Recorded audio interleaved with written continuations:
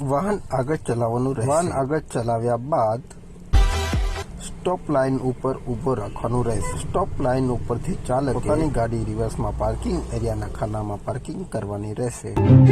આપની ગાડી કોઈ પણ સેન્સરને ટચ ન થાય એનું ધ્યાન નહીં તો તમે ફેલ થશો। ત્યારબાદ તમારી ગાડી આગળ લઈ જઈ ગાડી ઢાળ ઉપર લઈને ઊભી રાખી।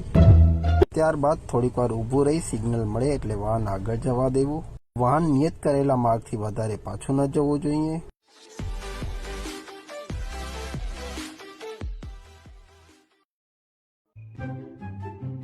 તેના પછી તમારી ગાડી નીચે દર્શાવેલ એરો મુજબ વાહન લઈ જવું। ટ્રેકની બંને બાજુ રાખેલા સેન્સર પોલને વાહન ટકરાય નહીં એનું ધ્યાન રાખવું।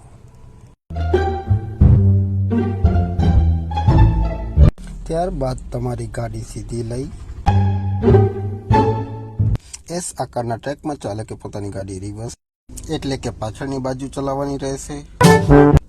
ગાડી પાછળની બાજુ ચલાવતી વખતે ચાલકે એસ આકારના ટ્રેકની બંને બાજુ રાખેલા સેન્સર પોલ સાથે ગાડી ટકરાય નહીં તેનું ધ્યાન રાખવું। રિવર્સ ટેસ્ટના અંતિમ છેડા પર લઈ જવાનું રહેશે। રિવર્સ છેડા પર પહોંચ્યા બાદ તમારી ટેસ્ટ પૂર્ણ થઈ ગણાશે।